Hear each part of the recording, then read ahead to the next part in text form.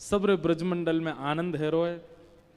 पूतना नाम की राक्षसी 6 दिन के ठाकुर जी वे तब ही आ गई। पूतना कौन है? अविद्या, अज्ञान। सब लोग ध्यान से सुनो, सब लोग इधर देखो। पूतना कौन है? अविद्या, अज्ञान। है तो राक्षसी, पर बनकर के बड़ी सुगढ़, बनकर के बड़ी सुंदर गई है ठाकुर जी को मारने के लिए। सब लोग इधर देखो, बहुत सावधानी से सुनो। हम उत्सवात्मक पद गाने में इसलिए डरते हैं, आप खड़े होते हैं बैठते हैं तो फिर 2 मिनट तो आपको ठीक होने में लगता है। जैसे कई पुरानी मशीन होती है ना, उनका स्विच बंद कर दो फिर भी 3 मिनट लगाती है बंद होने में, ऐसे हो आप। तो इसलिए आप लोग थोड़ा जल्दी, जैसे हम कहें जय जय श्री राधे, तुरंत बैठ जाया करो और तुरंत शट डाउन हो जाया करो, फिर कथा सुना करो। तो पूतना आई, ज्यादा विस्तृत नहीं करना मुझे क्योंकि समय भी है और लाल जी भी आने हैं।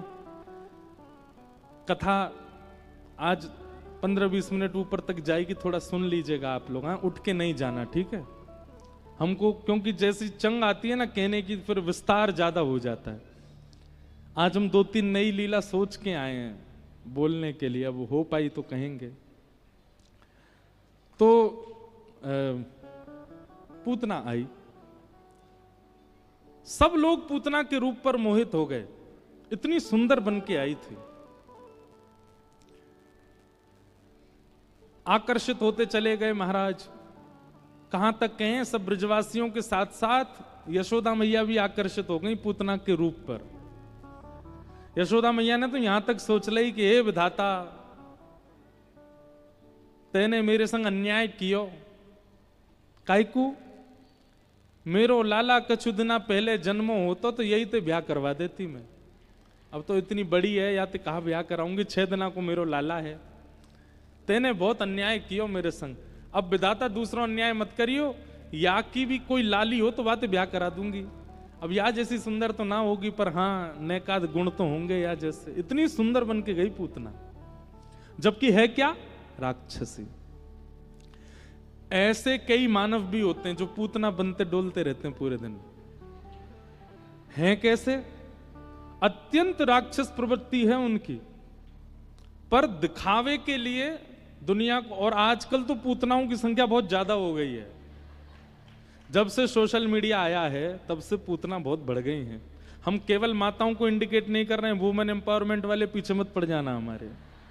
हम भाई लोगों को भी कह रहे हैं, आप अपनी वास्तविकता, जो लोग बहुत भयानक रूप से सोशल मीडिया से जुड़े रहते हैं ना, उनके वास्तविक जीवन को देखो, वो अलग है। और जैसे ही कैमरा आगे आता वो अलग हो जाते हैं। ये पूतना नहीं है तो क्या है? ऐसा नहीं, वास्तविक रूप में रहो। ठाकुर जी को वही प्रिय है, इसलिए पूतना लीला कह करके हमको पहले ही सावधान कर दिया, बहलूपिया बनकर के कृष्ण के आगे मत जाना, नहीं तो आपको देखेंगे नहीं। वो जैसे हो वैसे ही रहो, उसमें परिवर्तन की आवश्यकता नहीं है। पूतना ने क्या किया? सबको आकर्षित कर लिया अपनी ओर, सब उसको देखते जा रहे हैं। आहा, कोई कहे नेत्र कितने सुंदर, कान कितने सुंदर, नाक कितनी सुंदर, चाल देखो इसकी। कई ब्रजवासी तो दौड़े दौड़े गए अपनी मैया के पास, मैया तू पूरे दिन पीछे पड़ी रहे, ब्याह कर ले, ब्याह कर ले, करा दे मेरो ब्याह, देख ली मैंने छोरी। उनकी मैया बोली, कौन सी छोरी देखी है? देख वो आ रही का है, गजगामनी चाल, यही तो ब्याह करा दे मैया। इतने मोहित हो गए पूतना पर। यशोदा मैया ने जैसे ही देखा, ये मानवीय स्वभाव है कि हम रूप और वस्त्र से आकर्षित होते हैं। कोई भाई लोग भी अगर बढ़िया उन्होंने कुर्ता पजामा पहन रखा हो, एक जगह भी सरवट ना हो, बाल वाल बढ़िया कड़े हों, दाढ़ी वाड़ी बिल्कुल सेट हो, गोरे चिट्टे हों, बढ़िया हाथन में घड़ी पहन रखी हो, गले में चेन लटक रही हो, तो हमारा विश्वास सहज हो जाता है, लड़का बढ़िया है, इसी से ब्याह करा दो छोरी को। रूप और वस्त्र, इन पर हमारा आकर्षण। मैं रूप और वस्त्र की बात ना करूं, हम प्रभाव देखते हैं। क्या देखते हैं? प्रभाव। और ठाकुर जी वो स्वभाव देखते हैं, वो प्रभाव नहीं देखते। इसलिए प्रभाव पर आकर्षित कभी मत होइए। अगर आप सुखद संबंध चाहते हैं किसी से भी, चाहे वो गुरु का हो, चाहे वो पति का हो, पत्नी का हो, मित्र का हो, प्रभाव मत देखिए वो प्रभावशाली कितना है, उसका स्वभाव देखिए, स्वभाव कैसा है। कई बार ऐसा होता है कि लोगों का प्रभाव इतना ज्यादा नहीं होता पर उनका स्वभाव बहुत मधुर होता है। प्रभाव के प्रति सदा अपनी रुचि रखिए। ये ठाकुर जी का स्वभाव है, वो स्वभाव ही देखते हैं, प्रभाव नहीं देखते। पूतना को सबने देखा, सब आकर्षित हो गए, परंतु सीधी बात है 1 करोड़ लोग आकर्षित हो गए, ये बड़ी बात है कि उन 1 करोड़ों का प्रतिनिधि आकर्षित हो गया, ये बड़ी बात है। बताओ, प्रतिनिधि आकर्षित हो जाए ये बड़ी बात है। लेकिन पूतना से लाखों ब्रजवासी आकर्षित हो गए, पर ब्रज के नायक श्री कृष्ण वो जैसी पूतना की गोद में गए उन्होंने नेत्र बंद कर लिए। 6 दिन के ठाकुर जी, एक तो आंख वैसी बंद, ऊपर से हाथ और दल्ली की इसकी छाया भी नहीं पड़े मुझ पर। ये ठाकुर जी वो प्रभाव नहीं देखते। भगवान ने नेत्रबंद क्यों किए, इसके पीछे बहुत राज बताए गए। क्यों? राक्षसी है इसलिए। तो भगवान के सामने तो रावण भी आया है, ताड़का भी आई है, शूर्पणखा भी आई है, किसी को देख के आंख बंद नहीं की ठाकुर जी ने। पूतना को देख के क्यों की? सबसे पहला कारण नेत्र बंद करने का कि पूतना अपने वास्तविक रूप को छुपा करके आई है। समाज आकर्षित हो इसलिए सुंदर आवरण पहन करके आई है, इसलिए ठाकुर जी को वो प्रिय नहीं लगी। ये ढोंग है, ये पाखंड है, और ये ठाकुर जी को बिल्कुल प्रिय नहीं है। आप केवल 4 लोगों में चर्चा के विषय बन जाओ इसलिए इतने आवरण को पहन करके चल रहे हो, इसलिए इतने ज्यादा अपने आप को व्यवस्थित दिखा रहे हो। जैसे हो वैसे रहो।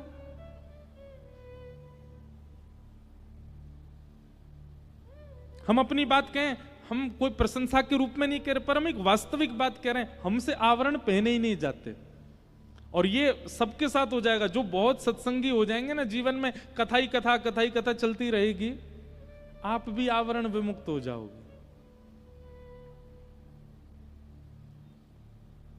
और आवरण विमुक्त व्यक्ति ही ठाकुर जी को प्रिय है। हम इसीलिए आवरण विमुक्त हैं कि उनको प्रिय लगे बस। सागर में इतने लोग आ रहे हैं, सागर में इतना सम्मान हो रहा है, सागर में इतना सब कुछ हो रहा है, इसका भी प्रभाव चित्त में ना पड़े। अगली कथा हमको हिमाचल करने जाना है, वहां अगर हमारे सम्मान में सागर से 1% भी कम हुआ, तुरंत मन बिगड़ जाएगा। अरे सागर बढ़िया था, वहां तो बढ़िया ऐसे होता था, वहां तो बढ़िया, यहां पे तो कुछ नहीं किया। नहीं, आवरण यदि चढ़ेगा तो आप जगह जगह का आकलन भी ऊंच नीच के भाव से करने लोग। वहां अच्छा था, यहां अच्छा नहीं। हमको तो ऐसी जगह पर भी जाना है जहां पर व्यवस्थाएं नहीं है, वहां उस सूक्ष्म व्यवस्था को भी स्वीकार करना है, उसमें भी आनंदित होना है।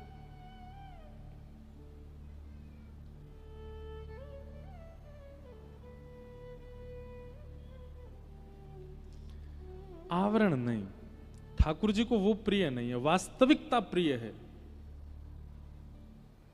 इसलिए पूतना मत बनिएगा, आप जैसे हो वैसे ही रहो। मेरा किसी भी रूप में श्रृंगार के ऊपर आक्षेप नहीं है। माताएं बहनें ध्यान दें, श्रृंगार के लिए नहीं कह रहे हैं, स्वभाव के श्रृंगार की बात हो रही है। आपका स्वभाव क्रोधी है, आपका स्वभाव ईर्ष्या युक्त है, आपका स्वभाव मोह युक्त है, पर केवल 4 लोगों में प्रशंसा के लिए आप उसको बहुत बिल्कुल संत जैसे बन जाते हो, ये ठाकुर जी को प्रिय नहीं है। अपने वास्तविकता में रहो, जैसे हो वैसे रहो।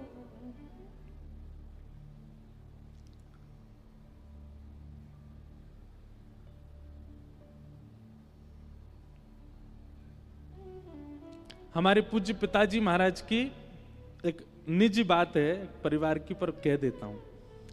हमारे पूज्य पिताजी महाराज की दादी सास, मैंने तो दर्शन ही नहीं किए, पर मैंने सुनी बात। तो उनको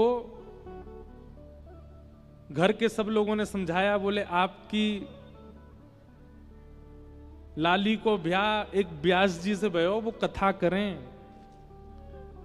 तो वे जब आपके सन्मुख आमे तो उनसे यूं कह दियो कि नेक प्रवचन सुनाओ,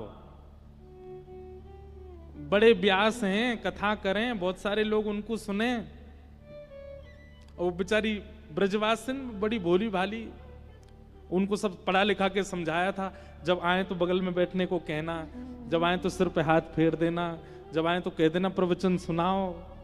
बेचारी भोली भाली ब्रजवासिन। पिताजी गए, जाके कहा कि आपकी दादी सास है, प्रणाम करो। प्रणाम।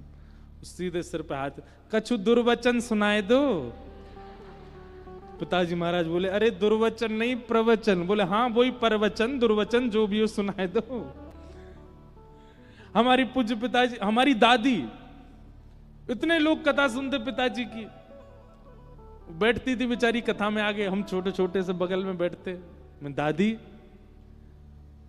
हम अम्मा बोलते थे दादी को। मैंने अम्मा, पिताजी क्या कह रहे हैं कथा में? विश्वविख्यात पिताजी, इतने लोग उनकी कथा सुनते, और हमारी दादी से हम पूछते, अम्मा क्या कह रहे हैं पिताजी कथा में? तो हमारी अम्मा कहती, पता ना कहा किड़बिड़ सी करते रे मंच पे बैठ के, मुंह तो पल्ले ही ना पड़े। ये ठाकुर जी को बहुत प्रिय है कि आप आवरण नहीं पहनते। ऐसी हमारी माता जी,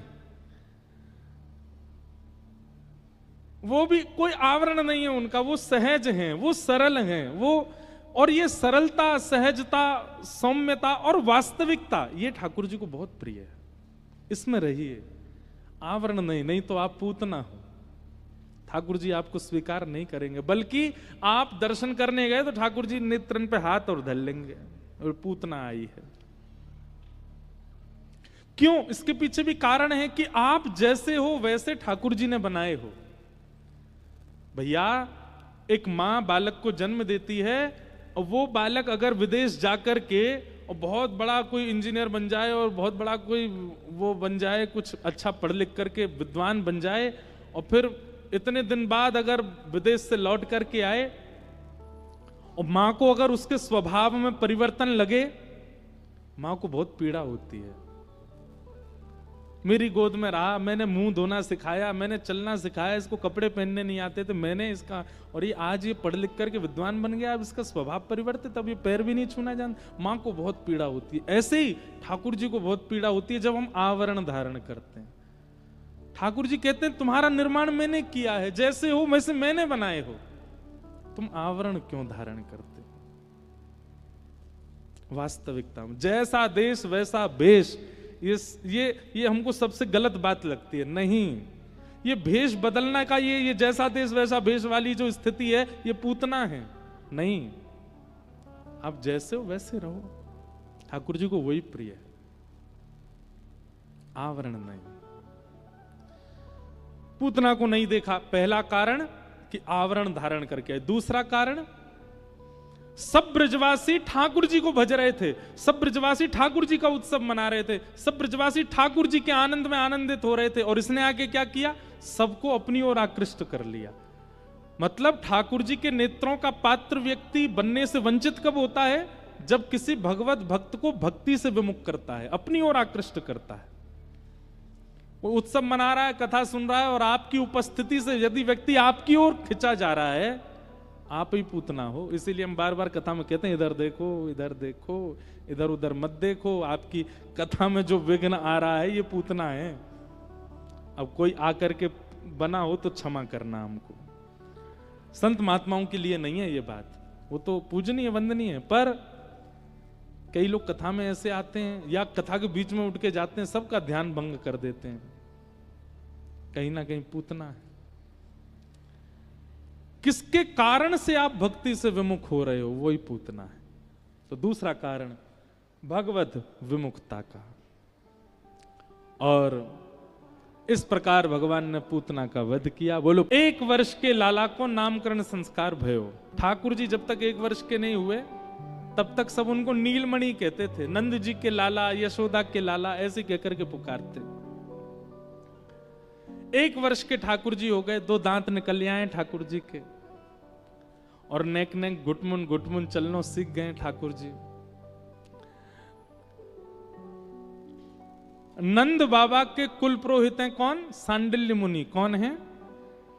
पर सांडिल्य मुनि नामकरण करने नहीं आए, करने कौन आया? गर्गाचार्य जी। क्यों? सांडिल्य मुनि जानते हैं कि नंद बाबा को जो लाला है ना, ये नंद बाबा का नहीं है, ये वसुदेव जी का है, लेकिन इस बात को उजागर नहीं करना चाहते, और वे चाहते हैं कि जिनका पुत्र है उन्हीं के कुल पुरोहित नामकरण करें।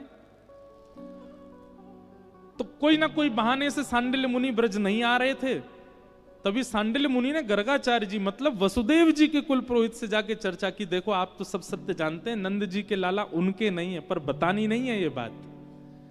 हम चाहते हैं कि आप ब्रजमंडल चले जाओ, तो विद्वान ब्रज में आए हैं ऐसा जान करके वो आपसे ही नामकरण करा लेंगे, तो सब काम सिद्ध होगा। इसलिए गर्गाचार्य जी गए, ठाकुर जी के एक्चुअल कुल पुरोहित श्री गर्गाचार्य जी। गर्ग गोत्रीय ब्राह्मण आपके बुंदेलखंड में बहुत हैं, ये सब ठाकुर जी के गुरु जी हैं एक प्रकार से। तो श्री गर्गाचार्य जी महाराज आए, गर्गाचार्य जी ने आकर के नामकरण संस्कार किया, और बड़े पुत्र का नाम, रोहिणी नंदन का नाम रखा उन्होंने राम, लेकिन कहा बल की अधिकता के कारण पूरा विश्व इनको बलराम कहकर के बुलाएगा। बोलो बलराम जी महाराज की जय। बलराम नामकरण हुआ। यशोदा मैया बोली यहाँ छोटे वारे को नाम धर दो। गर्गाचार्य जी बोले मैया बहुनी संति नामानि रूपाणि च सुतस्य ते गुणकर्मानुरूपाणि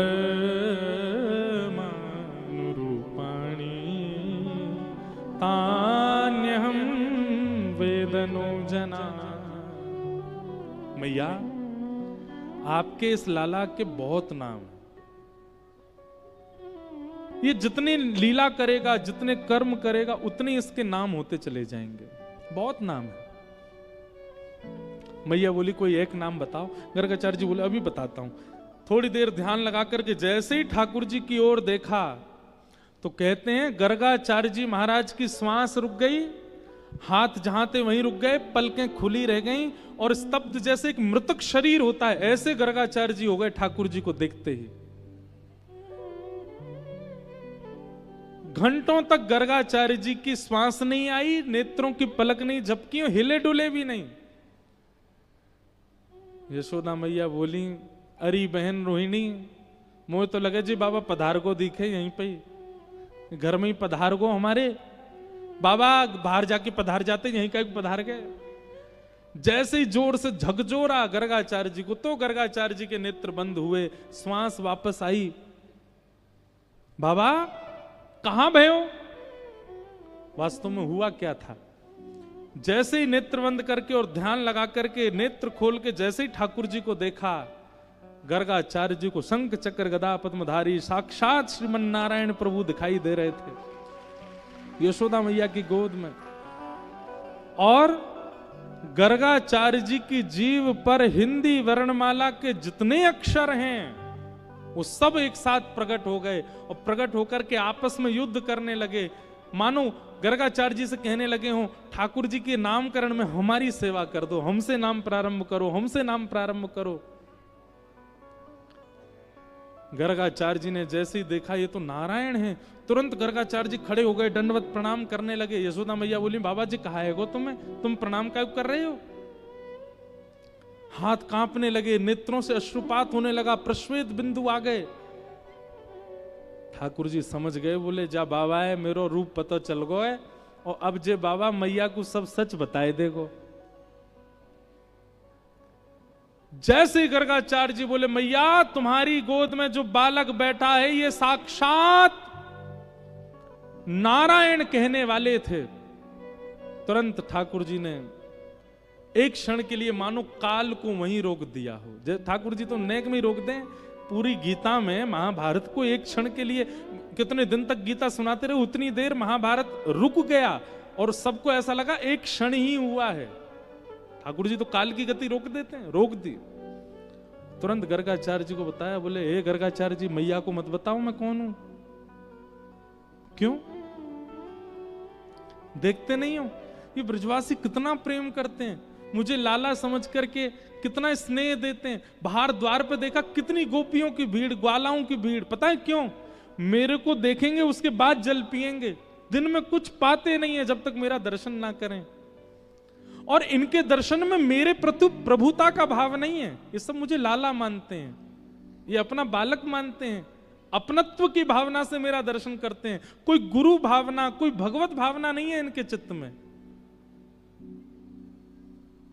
पूजवाने के लिए मेरे अनेक अवतार हुए हैं, पर यह अवतार मेरा प्रेम पाने के लिए। इसलिए मां को मत बताओ कि मैं कौन हूं, क्योंकि अगर आपने बता दिया तो ये तो मुझे भगवान मान करके मंदिर में बैठा देंगे, पूरे दिन आरती करेंगे और फिर वैसी सेवा होगी। मां के प्रेम भाव को मैं स्वीकार करना चाहता हूं, इसलिए इनको मत बताओ। कई बार प्रेम अधिक जहां होता है ना, वहां व्यक्ति अपने गौरव को, वहां अपने व्यक्ति अपनी पदवियों को छुपाने का प्रयास करता है। प्रेम अधिक जहां होता है,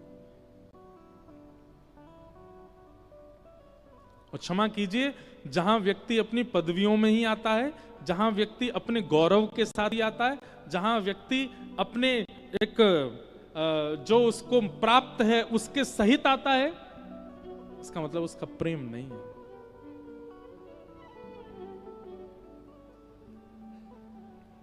आपके पास बड़ी गाड़ी है, आपके पास महल जैसा घर है, पर फिर भी आप अपने प्रेमी से मिलने के लिए साइकिल पे चले गए, सहज भाव से ऑटो में ही बैठ के भाग गए। कितनी बार ऐसी कथा होती है, हम अपनी एक बात बता रहे हैं, कितनी बार ऐसी कथा होती है वहां हम खुद ही स्कूटी चला के चले जाते मंच पे, सीधे उतरे व्यास मंच पे बैठ के कथा सुनाई, फिर स्कूटी में बैठ के घर। अब तो नहीं कर पाते ऐसे, तो बीच में ही चित्र हो जाए हम, लेकिन पहले एक आध बार ऐसी कथा भी करी है। बल्कि नाथद्वारा में ही लाल जी का प्रथम उत्सव था, मैं ऐसे ही जाता था, गली थी छोटी छोटी, खुद ही स्कूटी चला। लोग कहते थे व्यास जी ने थोड़ी मर्यादा में आया करो। मैंने क्या मर्यादा? मर्यादा मंच पर बैठने के बाद ध्यान रखिए, पर ये कोई सहजता से आना, इसमें कोई मर्यादा है? सहज होना, सरल होना, थोड़ा बिल्कुल सरल भाव रखना, इससे तो और प्रेम बढ़ता, आपका प्रेम दिखता है, आप कितने प्रेमी हो। और ठाकुर जी से हमने ये सीखा, बहुत सरल है। गर्गाचार्य जी के आगे हाथ जोड़ रहे हैं, नाथ मां को मत बताओ कि मैं परमात्मा। इन गोपियों को नहीं पता चलना चाहिए कि मैं ईश्वर हूं। ये मुझे सहज बालक माने, मुझे वही चाहिए। और एक क्षण के लिए ठाकुर जी ने स्तब्ध करते हुए पुनः वापस काल प्रारंभ कर दिया। और गर्गाचार्य जी इतना बोल चुके थे कि आपकी गोद में जो बालक बैठा है ये साक्षात नारायण। और नारायण कहकर के रुक गए। यशोदा मैया बोली, क्या बोले आप? साक्षात नारायण? नहीं मैया, नारायण समूह गुणई, नारायण जैसे गुण वाला है आपका लाला, नारायण नहीं है ये परमात्मा नहीं है, भगवान नहीं है। पर हां, आपका लाला कोई अद्भुत लीला करे तो आप ज्यादा आश्चर्य मत करना, इसमें नारायण जैसे गुण हैं। ठाकुर जी मंद मंद मुस्काने लगे, हाँ बस इतना ठीक है, बस मां को मत बताओ कि मैं ईश्वर हूं।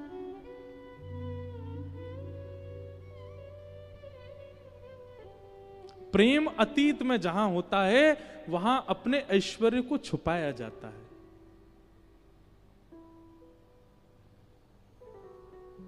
और जहां ऐश्वर्य से ही रिझाया जा रहा हो, जहां ऐश्वर्य की ही प्रधानता हो, पदवियों की प्रधानता हो, प्रेम नहीं है वो। जितना जल्दी हो सके निकल लो उस स्थान से।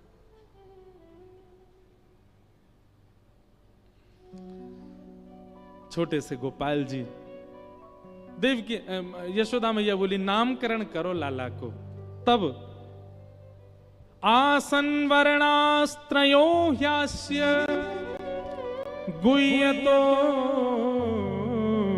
तनयुगम शुक्ले रक्तस्तथा पीत इदानीं कृष्णतां गतः। मैया, आपका ये बालक पहले भी जन्म ले चुका है। पहले कभी ये श्वेत वर्ण का था, कभी रक्त वर्ण का था, कभी पीत वर्ण का था। इस बार ये श्याम वर्ण का है, इसलिए आपके लाला का नाम मैं कृष्ण रखता हूं। कृष्ण का मतलब श्याम स्वरूप। आपके लाला का नाम कृष्ण रखता हूं। बोलो बाल कृष्ण लाल की। कृष्ण नाम सुनते ही यशोदा मैया आनंदित हो गई। हाँ, आपने बढ़िया नाम रखो मेरे लाला को, कृष्ण। कृष्ण शब्द का मतलब वर्ण भी होता है और कृष्ण एक स्वभाव भी है। कैसा स्वभाव? कर्षतीत कृष्ण, जो सबको अपनी ओर आकर्षित करे, उनका नाम है कृष्ण। ठाकुर जी का नामकरण हुआ। अब ठाकुर जी नेक नेक मैया की उंगली पकड़ के खड़ो हैं नो सीख गए हैं। धीमे धीमे चरण आगे धरते हैं, चलना सीख रहे हैं। जैसे ही ठाकुर जी खड़े हो जाते हैं, सोई यशोदा मैया अपनी उंगली हटा लेती हैं और खड़े खड़े ठाकुर जी दोनों भुजा उठा करके आगे कभी पीछे अपने आप को संभालते हैं।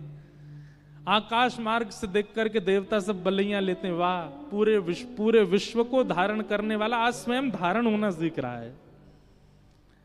और धीमे धीमे ठाकुर जी गिर जाते हैं, रोने लग जाते हैं, मोटे मोटे आंसू निकलते हैं। यशोदा मैया आती है, फिर जहां ठाकुर जी गिर जाते हैं उसी धरती को मारती हैं। अच्छा, जाने मारो मेरो लाला, या की पिट्टी कर दूं?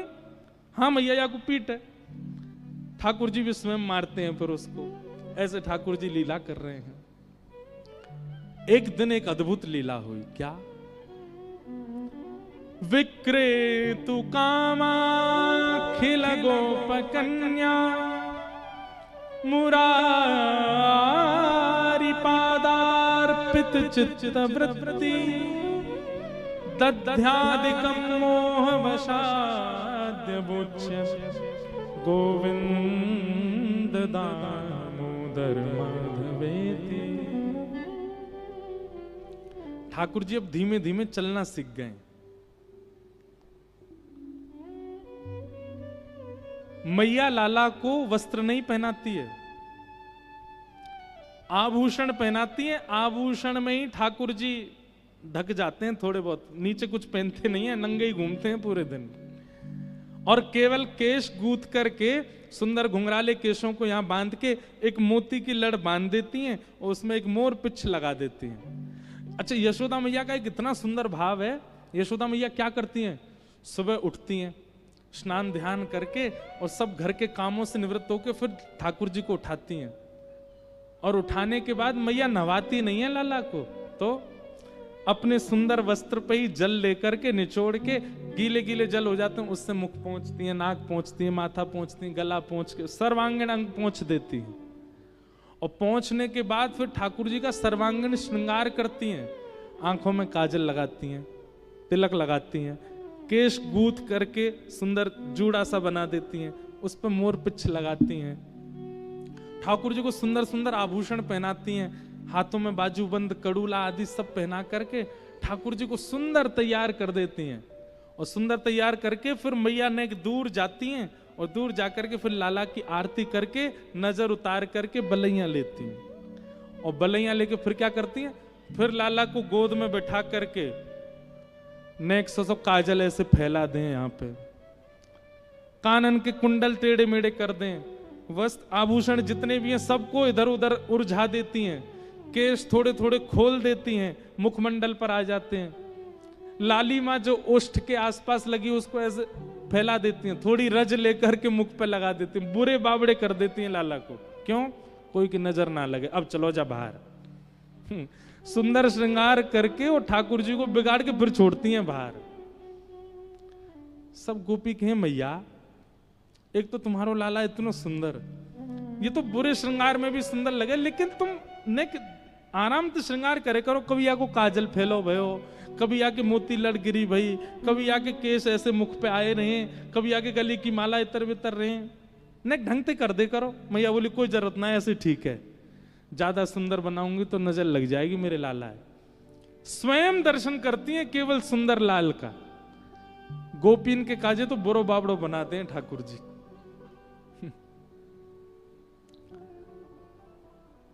ऐसे ठाकुर जी। एक दिन ठाकुर जी भीतर बैठे और तभी एक गोपी बाहर से जा रही है, हल्ला करती, भाई अरे कोई आम ले लो, कोई सेब ले लो, कोई अमरूद ले लो, कोई केला ले लो, फल बेचती भाई जा रही है। आंगन में यशोदा मैया कछु कर रही हैं और ठाकुर जी पास में ही खेल रहे हैं। ठाकुर जी ने जैसी आवाज सुनी, आवाज सुन करके अभी बोलना ना जाने, धीमे धीमे तोतली वाणी में मैया के पास गए और मैया से जाके इशारों करने लगे, ये फल बेचे वाली जो जा रही का मुंह फल लेनो है। यशोदा मैया ने फिर बैठा दिए ठाकुर जी, कहां जाएगो, मत जावे। ठाकुर जी फिर उठ के खड़े हो गए, फिर मैया के पास गए, मुंह फल लेनो है। ठाकुर जी बोले, मैया बोली, लाला फल ऐसे ना मिलो करें, धन देनो पड़े फलवारी इनको, धन नहीं तो अनाज देनो पड़े तब जाकर के फल मिले। ठाकुर जी बोले, मैं दे आऊंगा, मुझे जान दो। मैया बोली, अच्छा चल जा, फल खरीद के ला, आज मैं देखूं तू कैसे लावेगो। सो ठाकुर जी पहले तो अनाज घर में गए और वहां जाकर के छोटे छोटे हाथन में ठाकुर जी ने ऐसे अनाज भर लिए। नेक्स्ट से लाला 1-1.25 साल के हैं, अभी चलनो सीखे हैं बस। हाथन में अनाज भर लियो और अनाज भर के अब ठाकुर जी फल लेवे जा रहे हैं। तो अनाज तो भर लिए लेकिन यहां से हाथ ऐसे खुले हुए, सबरो अनाज नीचे गिरतो जा रहा है। और वहां में भी बड़े लोग तो भैया संभलनो जाने, बालक तो कूदते भय जा रहे हैं, ठाकुर जी जोड़ते कूदते भय जा रहे, सबरो अनाज गिरतो जा रहा है। और यशोदा मैया इस लीला को देख रही है, लाला आज फल लेवे जा रहा है, खरीदवे जा रहा है। जैसे ही नंद भवन के सामने थे वो गोपी निकली, तोतली वाणी में ठाकुर जी चिल्ला रहे, अरे फल वाली रुक जा, अरे नेक रुक जा। और उसका स्वर जैसे ही सुना है, ठाकुर जी का स्वर, जैसे ही देखा, नन्हे से गोपाल जी, केश घुंघराले फैले हुए हैं, सुंदर आभूषण पहने, हाथ में गेहूं लेकर के दौड़ते उछलते जा रहे हैं, सबरे गेहूं फैलते जा रहे हैं। और इतनी तत्परता फल लेने की ठाकुर जी के मुख पर दिख रही है। उस छवि को देख करके वो फल बेचनेवाली तो मोहित है गई लाल जी पे। विक्रेतु कामा खेल गोप कन्या मुरारी पादार पित चित्त वृत्ति, उसकी चित्त वृत्ति लग गई ठाकुर जी के चरणों में, बैठ गई, थोड़ी पे हाथ धर के ठाकुर जी को दौड़ते आते हुए देख रही है। ठाकुर जी समीप गए और समीप जाके, हमें फल दे दे। गोपी ने हाथ आगे किया, पहले कछु दो। सो ठाकुर जी के हाथ से सबरे गेहूं फैल गए, एक गेहूं को दानो बचो बस। सुवाकू लेकर करें, ले जाके बल में जितना आवे दे दे। और एक गेहूं को दानो लेकर के गोपी ठाकुर जी को देख रही है और रूप माधुरी को देख करके आनंदित हो रही है। पेट भर जाए बस, इतना दे दे। अब वो सखी क्या कर रही है, ठाकुर जी तो बोली थैला लाए संग में। ठाकुर जी बोले थैला के बराबर तो हम ही हैं, कहां थे थैला ला में, ऐसी दे दे। एक फल हाथ में दे दिया, छोटे छोटे हाथ, फलनते छोटे तो हाथ हैं लाल जी के। एक आम ले लियो, एक में सेब ले लियो। अब गोपी बोली ये वाले हाथ उठाओ। ठाकुर जी ने ऐसे उठाओ, एक केला यहाँ लगा दियो। बोले अब हाथ नीचे कर लो, ऐसे कर रहे हैं। दूसरो केला यहाँ लगा दियो, तीसरों यहाँ फल रख दियो। ऐसे ठाकुर जी के हाथ सबरे फलन में कर दिए। ठाकुर जी ने कमर पे एक कपड़ा बांध रखो, वो कपड़ा खोल करके वहां में खूब सारे फल खोस के एक घुर्र गांठ बांध दी, कर्री गांठ। सो ठाकुर जी के पेट पे फल बांध दिए। थोड़े छोटे छोटे कछु अंगूर हैं, वो ठाकुर जी के केशन के बीच में लगा दिए। एक आध कोई सामग्री यहां लटका दी। ठाकुर जी इतने सुंदर लग रहे हैं, उनके रूप माधुरी को देखकर के वो फल बेचने वाली तो मोहित ही हो गई। ठाकुर जी जैसे ही नंद भवन जाने लगे, उसके तो मानो जैसे प्राण निकलने लगे। दौड़ते दौड़ते ठाकुर जी जा रहे हैं, कहीं से आम निकल के गिर रहे हैं, कहीं से केला गिर रहे हैं, कहीं से सब गिर रहे हैं। यहां आए थे तो एक अनाज का दाना हाथ में, नंद भवन पहुंचे तो भी एक ही फल लेके पहुंचे, सब गिर आए रास्ता में। गोपी उस स्वरूप को देख करके जैसे ही आगे बढ़ी, फल लेकर के चलने लगी।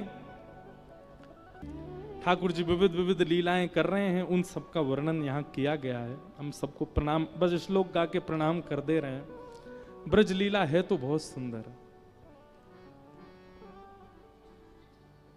ठाकुर जी कभी सींग से लटक जाते हैं गैयाओं की श्रृंगी, कभी अग्नि से खेलते हैं, कभी द्यमष्टि, रोने लग जाते हैं मैया के पास जाके। मैया के काय को रो रहा है? बोले मैया मैं इतना बड़ा है गयो, मेरे सबरे दांत काय को ना निकल रहे, 4 ही निकल के आए हैं अभी तक। मैया बोली लाला तू अभी छोटा। मैं छोटा? गैया ने तो अभी बछड़ा दियो 2 महीना पहले, बाकी सबरे दांत निकल आए मैया, मेरे अभी 2 ही निकल के आए हैं। मैया बोली तो अब कहा करूं बता। बोले मैया तेने खावे पीवे में कमी छोड़ी जब मैं तेरे गर्भ में हतो, यही मारे मेरे दांत नहीं निकले अभी तक। 4 दिन तक ठाकुर जी रोते ही रहे। नंद भाव बोले लाला कहा भयो? बोले मैया ने मेरे संग बहुत बुरो कियो। ऐसी ऐसी लीला करें। एक दिन ठाकुर जी रोने लगे। मैया बोली लाला काय को रो रहा है?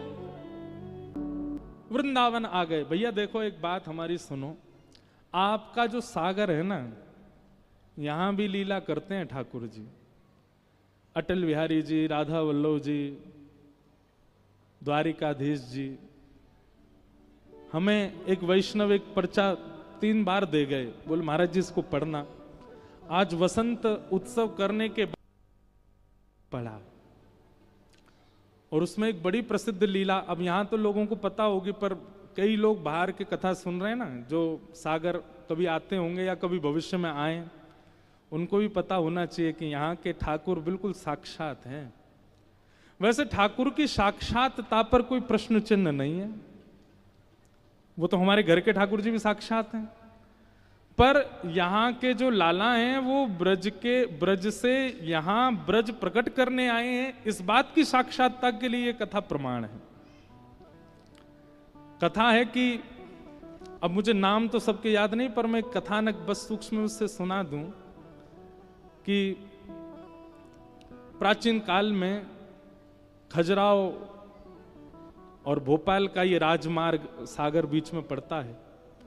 यहां ठाकुर जी किसी भक्त की भावना की पूर्णता के लिए आए और श्री अटल बिहारी जी का यहां पर मंदिर निर्माण किया गया। तो कहते हैं कि प्राचीन काल था, इतने लोग भी नहीं थे, इतना धन भी नहीं था मंदिरों में। देखो मंदिर में धन अर्पित आप मंदिर के लिए नहीं करते हैं, ठाकुर जी के लिए नहीं करते। कई लोग कहते हैं मंदिर में क्यों डोनेशन चढ़ाना, मंदिर में क्यों ठाकुर जी के साथ, ठाकुर जी को तो लक्ष्मीपति हैं, उनको क्या आवश्यकता? उनको आवश्यकता नहीं, पर मंदिर में कितने सारे कार्यकर्ता हैं, मंदिर के पुजारी जी हैं, उनका भी परिवार है, मंदिर का निर्माण है, मंदिर में भोग है, उन सबके लिए अर्पित करना चाहिए भाव। ठाकुर जी को आवश्यकता नहीं उसकी। तो धन नहीं था, इतने ज्यादा धन नहीं थे, तो धन ना होने की वजह से पोशाक भी नहीं, श्रृंगार भी नहीं, और कई बार भोग भी नहीं ठाकुर जी के लिए। रात्रि का समय और श्री बिहारी जी, अटल बिहारी जी को व्यारू भोग रखने की सामग्री नहीं थी। ठाकुर जी का व्यारू, रात्रि के भोग को व्यारू बोलते हैं। श्री अटल बिहारी जी का व्यारू भोग नहीं लगा था। पुजारी जी, महंत जी जो उस काल के थे, बड़े व्याकुल हो गए। चरणों में प्रणाम करते हुए श्री अटल बिहारी जी से कहा, हे नाथ हमें क्षमा करो, आप कृपा करके हमारी सागर में पधारे हैं, सागर के वैष्णवों पर, बुंदेलखंड के लोगों पर कृपा कर रहे हैं, पर आपका हम भोग भी नहीं धरा पा रहे हैं, इतनी हम लोगों पर अयोग्यता है। आज ठाकुर जी आप बस अपनी व्यवस्था कर लें, या तो ब्रज ही चले जाएं, रात में वहीं आपको भोग प्रसादी हो। अब देखो ठाकुर जी कोई पाते नहीं है, पर प्रेमी अगर सेवक है तो ठाकुर जी पाते भी हैं, ठाकुर जी को भूख भी लगती है। और कोई व्यक्ति केवल थाली रखता है और उसको कोई भावना नहीं, ठाकुर जी पाते भी नहीं है। एक बार हमारे वृंदावन की घटना, किसी मंदिर में ठाकुर जी का भोग पधराया गया। भोग पधराने के बाद में पुजारी जी बाहर आ गए, कपाट लगा दे। ठाकुर जी के भोग में कपाट क्यों लगाते हैं? ताकि ठाकुर जी सहज हो जाएं और सहज होकर के प्रेम से प्रसाद पालें। किशोरी जी आएंगी, किशोरी जी पवाएंगी, मधुमंगल श्रीदामा सब सखा आएंगे, सब बैठ के पाएंगे ठाकुर जी के साथ। अब हम लोगों की दृष्टि में इतनी भावना नहीं कि ठाकुर जी हमारे सामने प्रकट भोग लगा लें, इसलिए कपाट रखा जाता है। और उसका भी नियम होता है, 15 मिनट, 20 मिनट, 45 मिनट, उतनी देर ठाकुर जी का भोग लगेगा, कपाट रहेंगे, चाहे कोई आ जाए, कपाट नहीं खुल सकते। और कपाट खोलने से पहले ताल बजाए जाते हैं, ठाकुर जी को सहज किया, ठाकुर जी हम आ रहे हैं भीतर, आप सहज हो जाओ। तो पुजारी जी ने भोग धरा। भोग धरने के बाद आप बाहर बात करने लगे किसी से, बात करते करते आपको लगा कि समय पूरा हो गया, और जबकि समय अभी भोग का पूरा हुआ नहीं था, और आप बिना ताल बजाए मंदिर के भीतर प्रवेश कर गए। जैसे ही आपने पर्दा हटाया, ठाकुर जी को पता तो चल गई पुजारी जी आ रहे, दौड़ते भागते बेचारे अपनी पीतांबरी कस के जाके अपने सिंहासन में जैसे खड़े भये, खड़े तो हो गए ठाकुर जी, लेकिन दाल और कड़ी और चावल मुख पे ही लगे रह गए, मुख पहुंचना भूल गए। और पुजारी जी ने वो देख लिया, और जैसे पुजारी जी ने देखा, नेत्र सजल हो गए। पुजारी जी दूर से बलियां लेने लगे, वो जय जय क्षमा करियो, आज ताल बजानो भूल गो, लेकिन ताल बजानो भूल गो तभी तो ये दर्शन हुए। ठाकुर जी का मुख स्पष्ट करके, स्वच्छ करके क्षमा याचना की, फिर से भोग बना के फिर पधराया। हमारी वजह से ठाकुर जी को श्रम हो गया। ठाकुर जी पाते हैं, पर कब पाते हैं? पवाने वाला प्रेमी हो, वो केवल थाली रख के उठाना जानता हो, वहां पाते भी नहीं है ठाकुर जी। इतने वैष्णव हैं पूरे विश्व में, कहीं तो कोई होगा प्रेम से पवाने वाला, वहीं पाते हैं ठाकुर जी।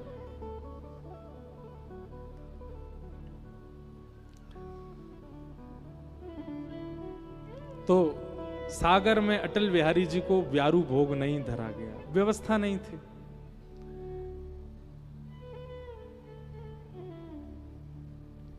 कपाट बंद करके, पर्दा आदि करके, ताला लगा के बड़े व्यथित मन से पुजारी जी चले गए, रोते रहे, बोले आज हमसे हमारे कैसे अभागे, इससे बढ़िया तो ठाकुर जी सागर आमे ही नहीं, वहीं रहते, कम से कम प्रेम से प्रसाद तो पाते, यहां हम पवा ही नहीं पा रहे ठाकुर जी को। लेकिन उनकी विरह वेदना, पास ही में एक सुंदर दुकान थी, आज सुबह से वहां कोई आए भी नहीं थे ऐसे प्रसाद लेने वाले। सुंदर दुकानदार जो थे, बढ़िया मिठाइयों को दोना में परोस करके बाहर सजा के रखते थे, लोग बाग आके धनराशि देते, वो दो नाम देते, लोग भोग लगाते बिहारी जी का। पर आज कोई दर्शनार्थी नहीं आया सुबह से। अचानक से शाम का समय, रात्रि का समय, मंदिर आदि बंद हो गए, दुकानें सब, बाजार बंद होने लगा। तो जिनकी मिष्ठान की दुकान थी, वे भी अपनी दुकान बंद करने लगे। तभी एक बढ़िया सेठ साहूकार का रूप, बढ़िया सुंदर, गले में स्वर्ण पहने हैं, अंगूठियां पहनी हैं, कड़ूला पहने हैं, हाथन में कानन में कुंडल, और बढ़िया कोई जैसे मानो सेठ हो, कोई ऐसा रूप धारण करके कोई आए और आकर के कहा, भैया क्या दाम है, कितने सेर आपके यहाँ मिलती है मिठाई। पहले तो रूप देख करके वो बोले कि कोई सामान्य रूप, सामान्य किसी व्यक्ति का रूप तो नहीं लगता, बड़े सुंदर हैं। दोबारा पूछा, अरे भैया आपसे पूछ रहे हैं क्या भाव लगाए हैं मिठाई। बता दिए जो भी उस समय का मूल्य था, वो इतना है, इतने रुपया एक दोने का है, आप ले लीजिए। आपने दोना उठाया और उठा करके जैसे ही अपनी जेब में हाथ डाला तो रुपया था ही नहीं। आपने कहा भैया हम रुपया तो भूले आए घर पे, हम क्या दें आपको। इतना सुंदर रूप था उनका, इतनी उनकी उपस्थिति इतनी सकारात्मक थी कि वे मिठाई वाले भैया बोले कोई बात नहीं, आप ले जाओ, धन तो कभी दे देना आप, कोई बात नहीं। नहीं नहीं नहीं, ऐसे नहीं पाना चाहिए, कुछ तो देंगे हम आपको। खूब मना किया, बोले कोई बात नहीं आप फिर कभी दे देना, पर नहीं हम तो दे के जाएंगे। और तभी उन सज्जन व्यक्ति ने अपनी एक अंगूठी हीरा की उतार के धर दी। बोले महाराज जी अंगूठी रख लीजिए। और इसके, अरे भैया अंगूठी तो बहुत मूल्यवान है, इतने की तो कोई मिठाई नहीं पाई आपने, आप ये मत दे के जाइए। बोले नहीं नहीं आप रखिए। और ऐसा कह करके वो मिठाई खूब मना करते रहे, पर नहीं, दे के चले गए। उन्होंने भी सोचा पता नहीं बड़ा अद्भुत व्यक्ति जिसके रूप से उस उपस्थिति से इतना आनंद हो रहा था। अंगूठी ले गए, ले जाकर के अपनी तिजोरी में घर पे रख दी, सो गए। सुबह का उनका नियम रोज आके अटल बिहारी जी के दर्शन करते, फिर अपनी दुकान खोलते। आकर के जैसे ही दर्शन करने आए तो भीड़ लगी थी लोगों की। भीतर प्रवेश करके जैसे ही पूछा तो सब लोग व्याकुल। उन्होंने पूछा क्या हुआ, इतनी भीड़ कैसे आज सुबह? बोले भैया पुजारी जी कह रहे हैं कि रात्रि में ठाकुर जी को ब्यारू भोग नहीं लगा, कोई सामग्री भोजन की पधराई नहीं गई, पर सवेरे जब ताला आकर के खोला है तो सामने 2 दोनान में मिठाई रखी है और ठाकुर जी के हाथ की निज अंगूठी वो अंतर ध्यान कोई चोरी कर ले गया है। लेकिन आश्चर्य की बात यह, चोर भी आया था तो ताला तोड़ा होगा, ताला तो टूटा ही नहीं है, यथावत लगा है। फिर कैसे ये घटना घटी? दुकानदार ने जैसे ही देखा दोने की ओर और अंगूठी का चिंतन जैसे हुआ तो सोचने लगे कि रात्रि एक घटना घटी है, कोई व्यक्ति हमसे प्रसाद लेके गया, भेंट में अंगूठी दे गया, कहीं ऐसा तो नहीं है कि बिहारी जी की लीला हो।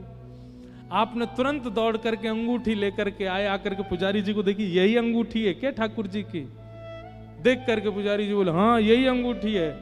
यह सुनते ही वे भावुक हो गए, बोले अरे भैया आपने कल भोग नहीं धरा ठाकुर जी को और आप इतने व्याकुल हो गए जाकर के कि आपकी व्याकुलता के कारण ठाकुर जी ही आए और आकर के अपनी अंगूठी भेंट दे करके प्रसाद लेकर के गए, रात में ब्यारू भोग पाया। तो भैया सागर वारे धन्य हो, हमारे वृंदावन चंद यहां भी बैठे हैं और पूरी लीला कर रहे हैं। ऐसी लीलाएं तो हमारे ब्रज में करते हैं ठाकुर जी। ब्रज के अन्यत्र कहीं लीला श्री कृष्ण की प्रकट हो रही है तो इसका मतलब कोई तो गोपी है वहां पे, कोई तो ग्वाला है वहां पे, कहीं तो वहां ब्रज व्यवस्थित है। और ब्रज है ही बुंदेलखंड में, कितने रसिक हुए। इसीलिए ठाकुर जी यहां लीलात्मक भाव से, धन्य हैं आप बुंदेलखंड के निवासी।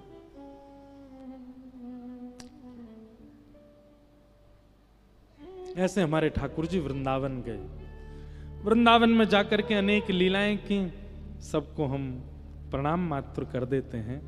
और अब गिरधर लाल जी भी आवे वारे हैं, सीधे गोवर्धन लीला की ओर चलते हैं, अतिकाल भी हो रहा है।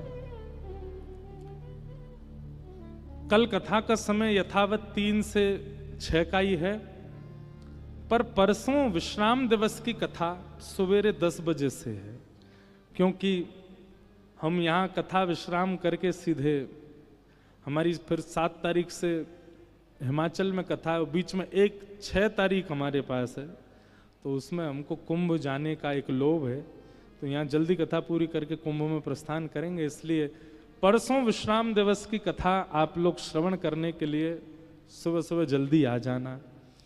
आप कहोगे महाराज जी हमारे काम हैं, धंधे हैं, जो भी हैं, तो जैसे बीमार हो जाने पर आप अपने धंधे कामों पर नहीं जाते, ऐसे उस दिन बीमार घोषित कर लेना अपने आप को, कथा में आ जाना।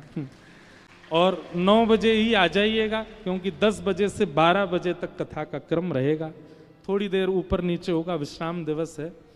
और 12:30 बजे तक लगभग कथा को विश्राम करके फिर हम प्रस्थान करेंगे। इसलिए कल तो कथा का समय यथावत है 3 से 6, कल और विस्तार से चर्चा करेंगे, पर परसों सुबह कथा होगी, आप सब लोग ध्यान से आना। 2 दिन की कथा बची है, परसों के बाद तान दुपट्टा सोना दोपहर में, खूब दिन भर जो है सागर में ऊधम मचाना, कोई डिस्टर्ब नहीं करेगा आपको, कोई नहीं कहेगा आके कथा में पहले जगह अपनी पकड़ लो, खूब आनंद करना, हम परेशान नहीं करेंगे आपको। फिर परेशान करने बहुत जल्दी सागर फिर आएंगे, और अगली बार कुछ ज्यादा परेशान करने आएंगे। इस बार तो हमने बस 2-3 घंटा ही किए हैं, अगली बार ने और समय सुनाएंगे। सागर के लोगों में भावना तो बहुत है, प्रेमी भावी सब श्रोता हैं यहाँ के, तो उसी भावना से जल्दी आएंगे सागर। आइए गोवर्धन लीला की ओर चलें।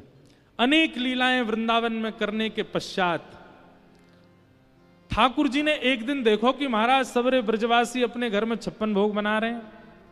ठाकुर जी ने जाके नंद बाबा से पूछी, बाबा जी कौन के काजे बननो है इतनो प्रसाद? नंद बाबा बोले, लाला हम ब्रजवासीन को देवता इंद्र महाराज है, वाकु प्रसन्न करवे के काजे, क्योंकि हम सब किसान हैं, हमारी खेती बाड़ी सुरक्षित रहे, तो इंद्र को प्रसन्न करवे के काजे हम साल में एक बार 56 भोग लगा करके इंद्र को प्रसन्न करें।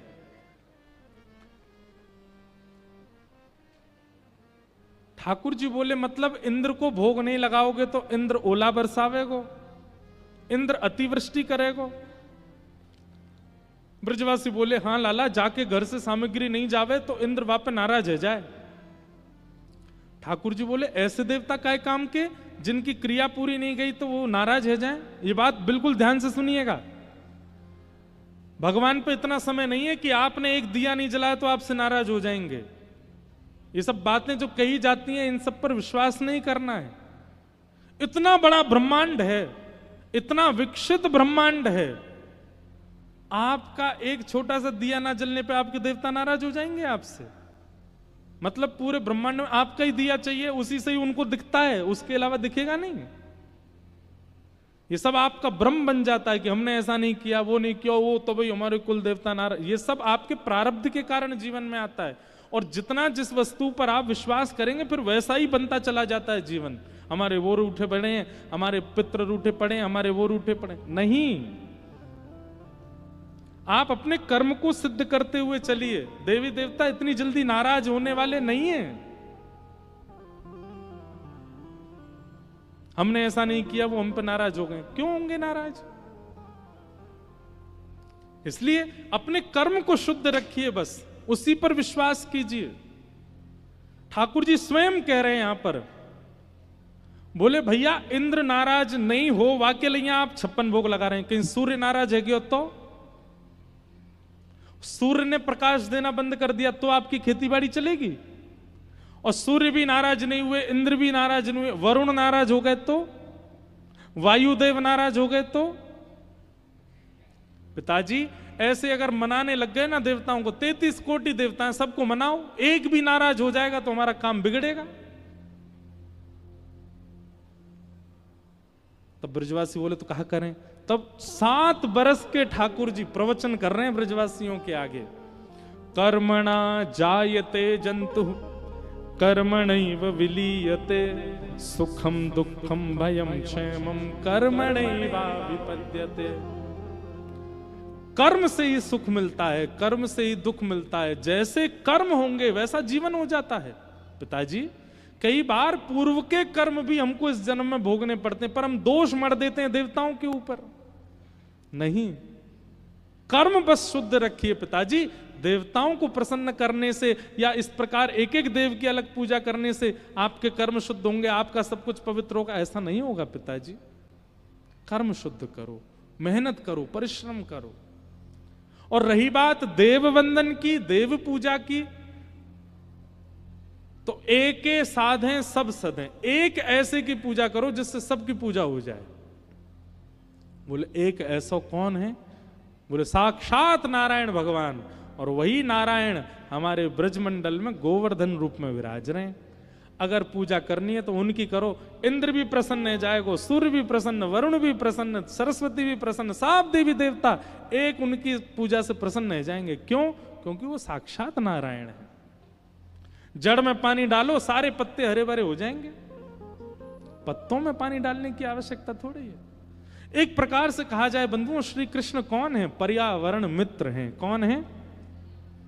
ठाकुर जी कहते हैं आप जप करते हो, आप परिक्रमा करते हो, आप यज्ञ करते हो, आप सारे साधन करते हो, पर पर्यावरण की सुरक्षा का भाव आपके चित्त में नहीं है, तो भगवत मिलन में बाधा ही रहेगी आपके। हम तो कहते हैं यज्ञ तप जप थोड़ा कम हो जाए, पर पर्यावरण की शुद्धि का भाव आपके चित्त में आ जाए ना, ठाकुर जी एक जापक से पहले आपसे मिल जाएंगे, एक तपस्वी से पहले आपसे आके मिल लेंगे। क्यों? क्योंकि आप पर्यावरण के मित्र हो। ठाकुर जी चाहते हैं कि भैया ये 56 भोग बना करके एक पर्वत की पूजा करें, वृक्षों की पूजा करें, नदियों की पूजा करें, पर्यावरण की पूजा करें, तब इनसे सभी देवी देवता प्रसन्न होंगे। कहीं ना कहीं हम भारतीयों से देव नाराज अगर होते भी होंगे, वैसे तो होते नहीं, पर होते भी होंगे तो इसलिए होते होंगे क्योंकि हम पर्यावरण की ध्यान नहीं रखते। देवता सारे प्रसन्न हो जाएं, भारत सबसे ज्यादा प्रिय है देवताओं को, अगर भारत पवित्र हो जाए, स्वच्छ हो जाए। इसलिए पर्यावरण की शुद्धता पहले लाओ, नाम बाद में जप लेना, तिलक बाद में लगा लेना, पहले पर्यावरण की शुद्धि रखो। ठाकुर जी ने सब ब्रजवासी ने कही, हमारे यहां जो गिरिराज पर्वत हैं यही नारायण हैं, इनकी पूजा करवे चलो। ब्रजवासी बोले, अरे लाला कहीं इंद्र नाराज है गयो तो? ठाकुर जी बोले, गिरिराज बाबा की शरण में चलो, जो देख लेंगे, इंद्र फिंद्र ने सब ने निपटा देंगे, ये चलो उनकी शरण में। और लाला की बात मान करके सब ब्रजवासी गिरिराज पूजन को जा रहे हैं। आहा, 56 भोग सजाए हैं, बैलगाड़ियों में सजा करके सब ब्रजवासी जा रहे हैं।